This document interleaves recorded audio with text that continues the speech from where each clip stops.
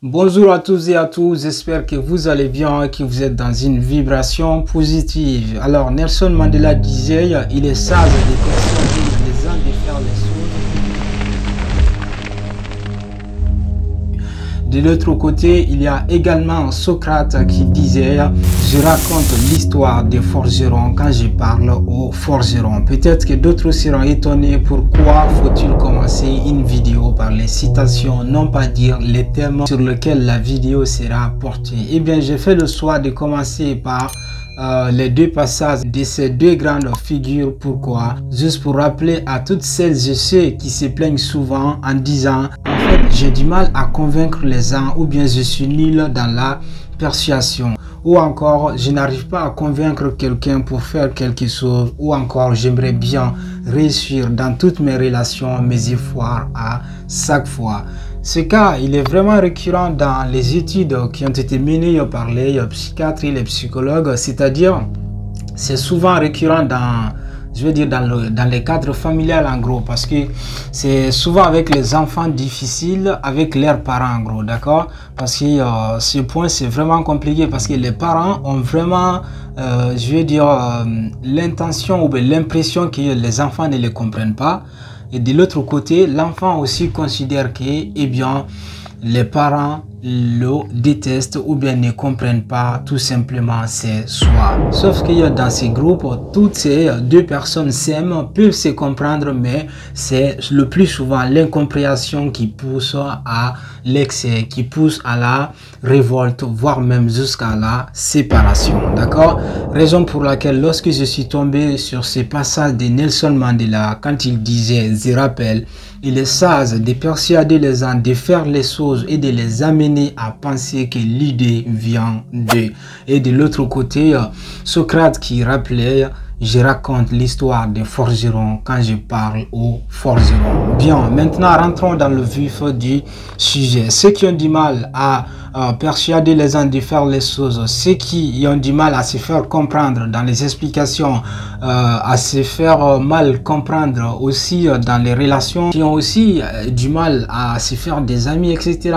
Eh bien, tout vient de là, parce que le plus souvent, nous mettons l'ego devant tout en oubliant les autres dans nos quotidiens. C'est ça qui explique aussi le problème qui survient entre les parents et l'enfant. Ils ne se comprennent plus parce que les parents ou bien le parent en tant qu'adulte veut que l'enfant comprenne son monde à lui ou bien à elle, d'accord? Mais il ou elle ne se met jamais à la place de l'enfant, de voir ce qu'il aime ou bien ce qu'elle aime, pourquoi elle fait ce qu'elle fait. Surtout le plus souvent quand l'enfant est vraiment dans un jeu addictif, ou ça peut être les jeux vidéo, les foot, etc. D'accord? Mais à partir du moment où les parents qui ont compris ou bien ceux qui ont consulté arrivent à se mettre à la place de l'enfant, à s'intéresser à ce que l'enfant fait, pourquoi il fait et pourquoi il fait ce qu'il fait, qu'est-ce qu'il fait, qu'il aime ça et il n'aime pas les autres, d'accord? Ces parents arrivent à résoudre facilement le problème. Et bien pour cela, ils ont tout simplement compris la philosophie de Socrate quand il disait, je raconte l'histoire des forgerons quand je parle aux forgerons. Parce que ce cas est vraiment palpable, hein. Il serait très facile de parler de la politique avec un étudiant de la science politique, avec un étudiant en médecine par exemple, d'accord? Il serait aussi très aisé de parler de la cuisine, etc. avec un cuisinier que de parler de la cuisine avec un forgeron, d'accord? Même si ça se trouvait que derrière sa passion serait la cuisine. Alors la leçon qu'il faut tirer de ces passages est tout simplement, il faut être conscient qu'il est important de dire aux gens ce qu'ils ont envie d'entendre, qu'au lieu de leur dire ce que vous avez envie qu'ils entendent, d'accord? Ça c'est vraiment une philosophie de la persuasion. Et ensuite de l'autre côté, persuader les gens à faire les choses. Pourquoi Nelson Mandela avait dit cela? Parce que le plus souvent nous mettons en avance notre intelligence tout en considérant les autres, je vais pas dire comme des bêtes, mais comme les moins intelligents, d'accord? Mais tandis que lorsqu'on arrive à valoriser ou bien à revaloriser quelqu'un, lorsqu'on arrive à mettre quelqu'un sur un piédestal, eh bien, on pourra facilement l'influencer dans ses choix et dans ses actions. C'est pourquoi il est toujours important, en faisant des choses, de faire croire aux autres que vous les avez compris.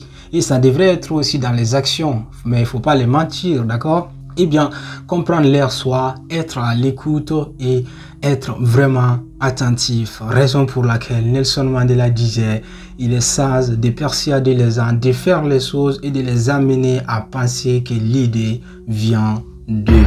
Voilà les amis, essentiellement c'était tout pour aujourd'hui. À la fin de cette vidéo, je vous rappelle de ne pas oublier de vous abonner, de liker cette vidéo, mais aussi et surtout de prendre soin de vous, car chaque jour que Dieu fait une nouvelle vie. Prenez la vie du bon côté et prenez la vie en philosophe. And I see you, one love et ciao ciao.